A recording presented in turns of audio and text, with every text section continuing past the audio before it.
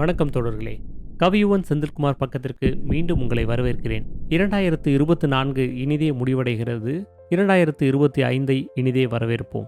இந்த கவிதை 2024 பேசுவது போல் அமைந்திருக்கும் சிறிய கவிதை.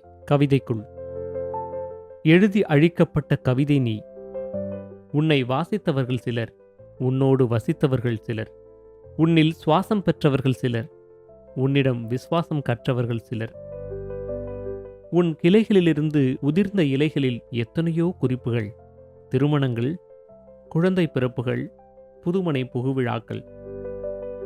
சில இலைகள் குறிப்புகளன்றி துளைக்கப்பட்டிருந்தன.